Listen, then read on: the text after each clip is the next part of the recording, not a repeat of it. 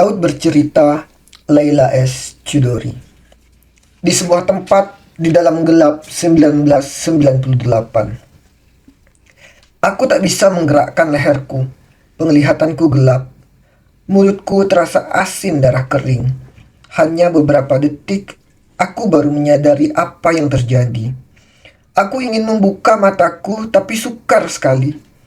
Bukan saja karena bengkak dan sakit, tapi perlahan-lahan aku teringat salah satu dari mereka menginjak kepalaku dengan sepatu bergerigi. Rasanya baru beberapa jam yang lalu, atau mungkin kemarin, aku tak tahu. Tulang-tulangku terasa retak karena semalaman tubuhku digebuk, diinjak dan ditonjok beberapa orang sekaligus. Di manakah aku? Begitu gelap. Ku coba menggerakkan kepalaku, masih juga sulit. Akhirnya aku menyerah dan membiarkan diriku terlungkup beberapa lama sebelum bangsat-bangsat itu datang lagi menghantamku. Yang aku ingat beberapa jam lalu, atau mungkin kemarin ketika mereka meringkusku, 13 Maret 1998, persis bertepatan dengan ulang tahun asmara. Aku ingat betapa aku ingin sekali meneleponnya untuk mengucapkan selamat ulang tahun dan menjanjikan buku apa saja yang ia sukai. Tapi mustahil, di masa buron seperti ini, segala medium komunikasi dengan keluarga harus diminimalisir. Karena itu, aku hanya mengucapkan selamat ulang tahun dalam hati belaka. Aku masih ingat, rasanya sehabis maghrib aku tiba di rumah susun Klender, tempat Daniel, Alex, dan aku menetap selama beberapa bulan terakhir. Aku baru saja pulang dari kampus UI di Depok untuk rapat mahasiswa yang membuat hati pegal karena berkepanjangan. Daniel berjanji akan tiba 1 jam lagi membawakan makanan, sementara Alex sudah memberi pesan akan tiba tengah malam. Sejak kami buron 2 tahun lalu, Daniel menjadi lebih dewasa dan memperlakukan kami sebagaimana dia memperhatikan adik lelakinya, Hans. Dalam keadaan buron, Daniel pula yang selalu mengingatkan agar kami selalu mengkomunikasikan posisi kami sekerap mungkin. Apalagi sejak menghilangnya Sunu 2 pekan lalu. Malam itu terasa semakin malam. Tiba-tiba saja aku merasa seluruh isi Jakarta tak bergerak. Aku ingat betul begitu tiba di rumah susun, aku merasa agak gerah. Maka aku putuskan untuk langsung mandi. Begitu keluar dari kamar mandi, aku baru menyadari bahwa lampu padam. Ini memang bukan sesuatu yang ganjil di rumah susun yang sering mengalami pemadaman listrik. Sambil meraba-raba mencari senter, aku segera bisa melihat dari jendela bahwa bagian lain rumah susun ini terang benderang. Aku berganti kaos dan menjerang air untuk membuat kopi. Karena aku sudah mulai lapar dan tak sabar menunggu makanan yang akan dibawa Daniel, maka aku mengoprek lemari dapur. Barangkali saja masih ada sisa mie instan. Tiba-tiba terdengar suara ketukan pada pintu. Suara ketukan yang terdengar keras dan tak sabar. Aku tak langsung membukanya. Jantungku mulai berdebar-debar. Perlahan aku melangkah ke dalam kamar dan melongok ke arah luar jendela. Karena kamar kami berada di lantai 2 rumah susun, aku bisa mengintip ke bawah. Kulihat ada beberapa lelaki berbadan kekar mengenakan seibo penutup wajah wol. Tiba-tiba saja aku teringat, Sunu mungkin orang-orang ini adalah kelompok yang sama yang telah menculik sahabatku itu. Tiba-tiba saja aku teringat Sunu. Mungkin orang-orang ini adalah kelompok yang sama yang telah menculik sahabatku itu. Gedoran pada pintu semakin keras dan terdengar mereka berhasil menggebrak. Aku tak bisa lagi berlari atau melompat keluar jendela. 4 orang langsung masuk dan segera merengsek ke kamar dan mengepungku. Mau mencari siapa? Aku bertanya berlagak tenang. Seolah-olah ada hal yang biasa menghadapi 4 orang tak dikenal yang begitu saja masuk ke rumah dan mengelilingiku. "Tak usah tanya-tanya, ikut saja," bentak salah satu seorang yang bertubuh besar dan tinggi seperti pohon beringin. Jika aku sok rewel, pasti dia mudah sekali mencabut nyawaku. Jadi dengan 2 lelaki kekar yang langsung menggiringku, satu seperti pohon dan satunya lagi seperti raksasa, aku berusaha menggeliat memberontak. Tapi salah seorang dari mereka menodongkan sebuah benda dingin di punggungku. Seluruh tubuhku terasa kaku, karena aku tahu itu adalah moncong pistol. Salah satu dari mereka, katakanlah namanya si pengacau, mengaduk-aduk ranselku yang tergeletak di atas kursi. Sial, mengapa aku lupa menyembunyikannya? Di situ ada foto Anjani. Semoga dia tak menemukannya. Si pengacau malah menemukan sebuah kartu. Astaga, kartu penduduk asliku dengan nama asli pula. Mengapa justru pada hari ini aku memutuskan menggunakan ransel yang berisi lengkap? Benar, dia biru laut, Sekjen Winatra.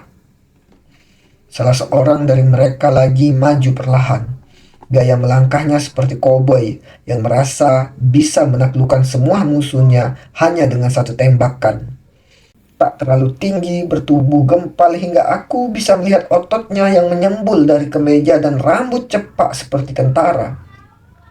Dia menatapku tajam dengan bola matanya yang besar dan agak merah. Napasnya yang berbau rokok menghambur ke wajahku, sementara kedua lelaki kekar setinggi pohon tadi memegang kiri kananku, seolah aku seorang atlet yang mampu melarikan diri secepat angin. Biru laut, aku selalu bertanya-tanya, apakah ini nama samaran belaka seperti Amir Zain, Jayakusuma, Rizal Amuba? Ternyata biru laut memang nama yang diberikan orang tuamu. Dia tersenyum kecil. Hebat sekali si mata merah ini. Hanya dia yang tak mengenakan seibo sehingga dia tahu resikonya bahwa suatu hari aku akan bisa mengingatnya. Dia tahu semua nama samaranku. Hampir semua. Dia pasti bukan pembaca koran, apalagi halaman sastra. Jadi dia tak tahu nama Mira Mahardika. Dan si mata merah pastilah pemimpin ketiga lelaki bertubuh raksasa yang kelihatan seperti robot yang siap sedia melaksanakan perintah tuannya. Si mata merah memberi kode kepada si manusia pohon dan si raksasa untuk membawaku. Si pengacau hanya membuntuti kami sambil bersiul-siul dengan nada yang tak jelas. Ketika kami tiba di luar pintu, angin malam berdesir.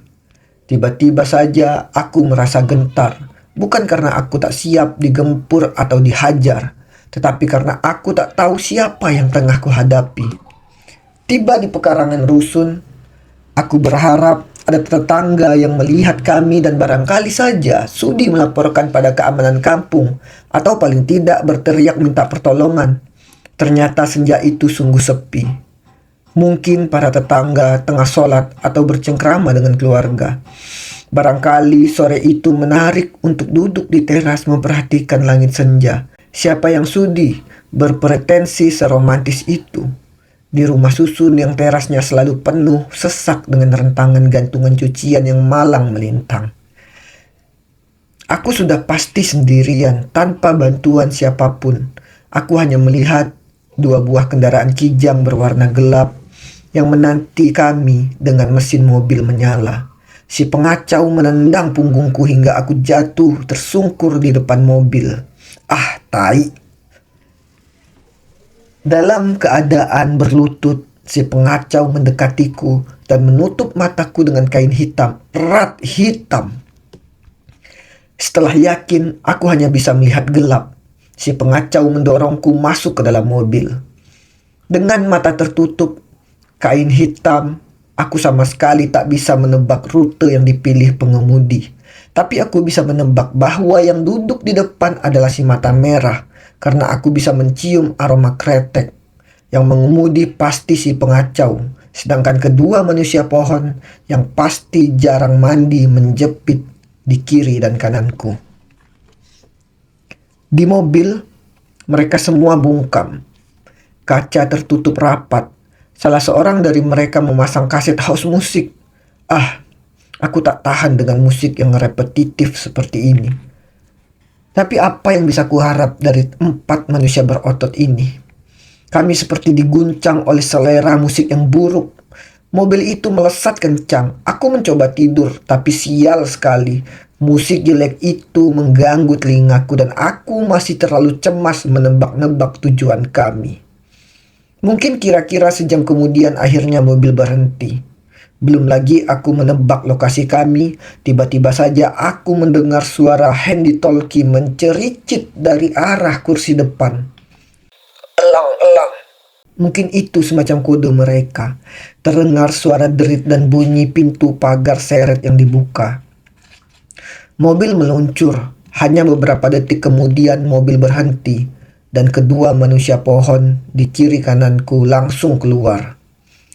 Aku ditarik keluar dari mobil dengan mata masih tertutup rapat. Mereka mengiringku masuk ke sebuah ruangan. Udara dingin menghambar ke wajahku. Alat pendingin pasti dipasang hingga maksimal. Terdengar suara orang-orang yang berseliweran, berbincang dan tertawa.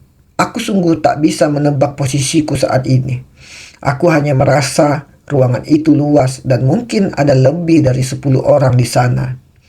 Salah seorang dari mereka memegang bahuku dan memaksaku duduk di kursi.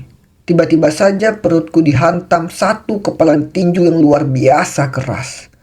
Begitu kerasnya hingga kursi lipat itu terjatuh dan terdengar patah. Aku menggelundung. Belum sempat aku bangun, tiba-tiba saja tubuhku diinjak dan ditendang. Mungkin oleh 2 atau 3 orang. Bertubi-tubi hingga telingaku berdenging.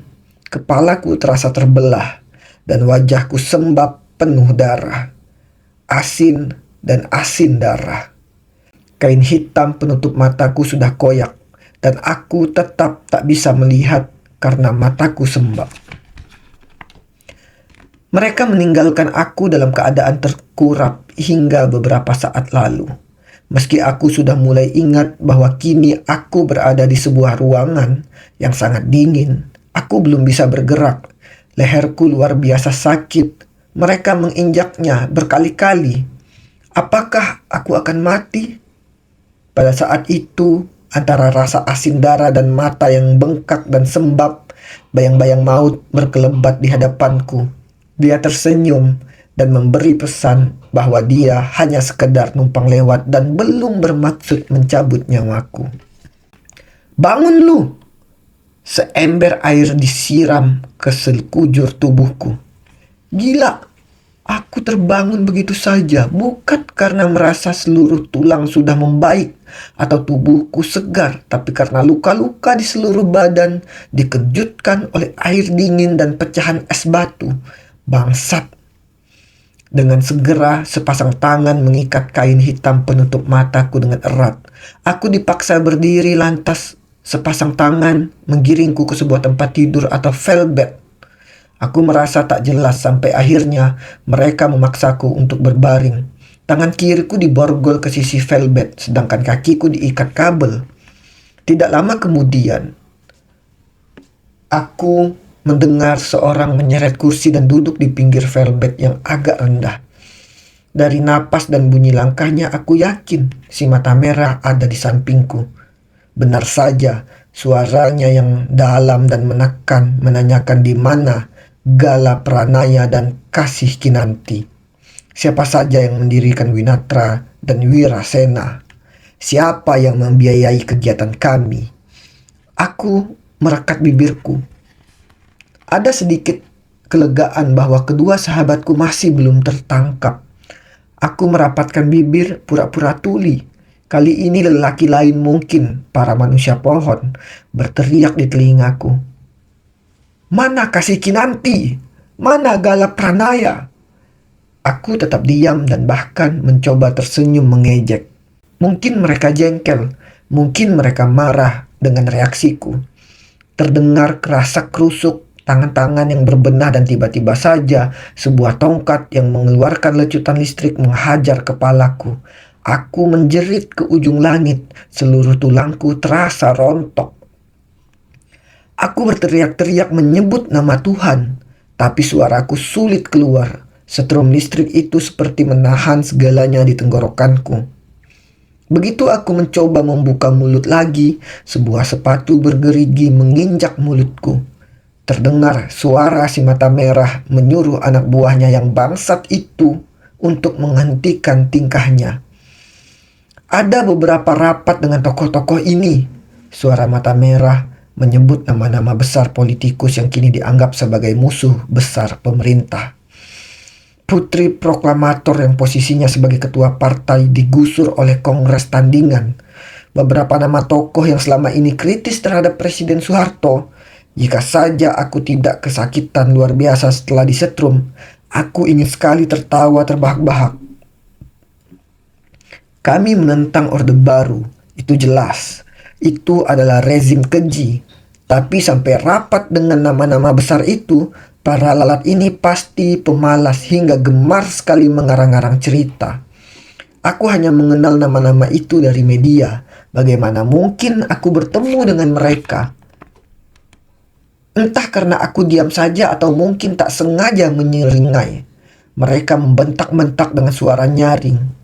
Aku mendengar suara meja mesin setrum yang diseret lebih dekat pada posisi kami. Kali ini salah satu penyiksa itu menempelkan 2 buah logam pipih ke pahaku. Sakitnya menyerang hingga ke dada.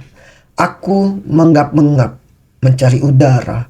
Sesekali nafasku terputus, tersenggal-senggal.